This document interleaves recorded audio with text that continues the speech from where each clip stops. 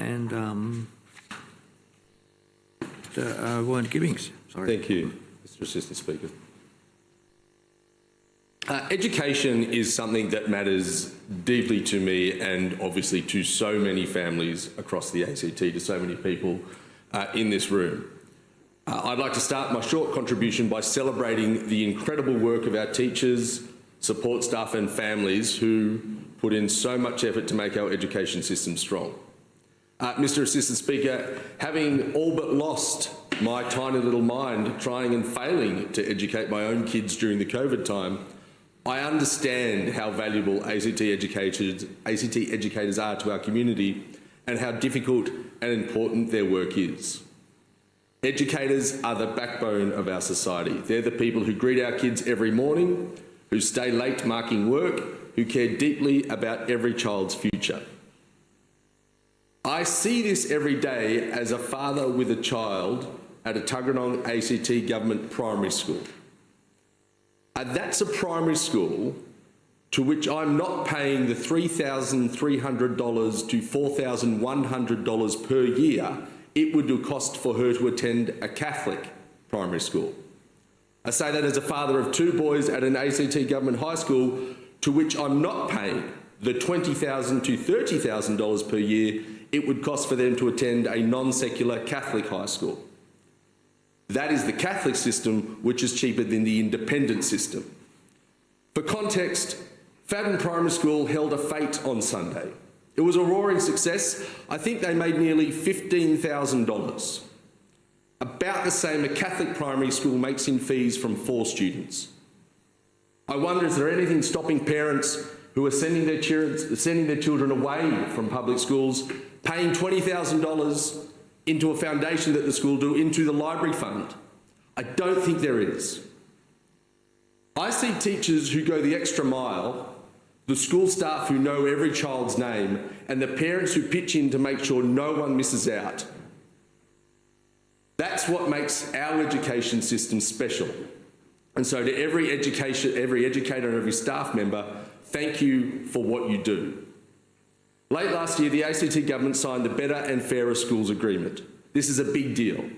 It means every ACT public school will stay fully funded. And it didn't happen by accident.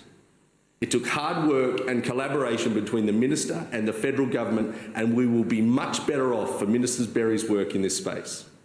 This agreement means more resources where they're needed most, so our schools remain great places for kids to learn and great places to work, because a good education starts and ends with good teachers. The ACT Government Teacher Scholarship Fund will help more people join the profession and support those already in it to grow and thrive. That's 30 scholarships a year, with 3 new programs for students starting between 2026 and 2029. And because education is about opportunity, not stereotypes, the ACT Labor government is putting in $1.4 million into expanding the Women in Construction Try-a-Trade program in our high schools. This gives more students hands-on experience and real pathways into skilled careers where they can see a future where they belong. For families in Tuggeranong, this budget delivers real improvements that you can see. Accessibility upgrades at schools in Cornwall, Gilmore, Richardson and Lanyon. New outdoor learning spaces at Theodore Primary School. And finally, this budget continues our commitment to educational equity.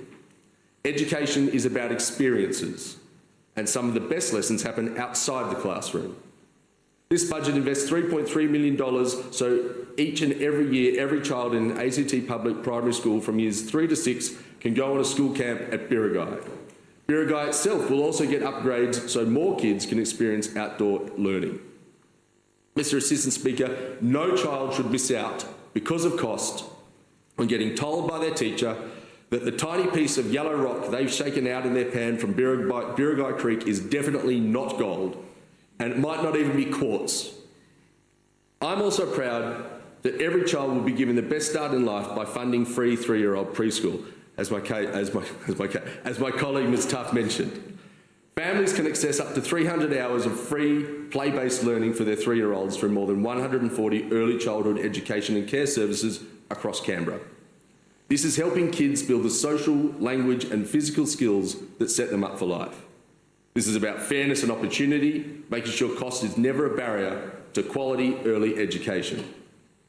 And the ACT Labor government is boosting the Future of Education Equity Fund because every child deserves the chance to take part in the full school experience, not just in the classroom, but outside and around the school, everything that makes school life rich and rewarding.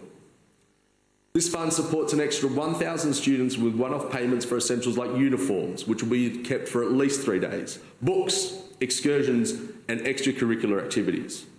This is practical help for families doing it tough, and again it means children don't miss out on opportunities because of cost. Mr. Speaker, these investments made possible by the 2025-26 ACT budget are about fairness, opportunity and respect for students, for teachers and for families. They're about making sure every child in the ACT, no matter their background or their postcode, has the best start in life. It's what I'll keep standing for, and that's what this government is delivering. Members, the question is the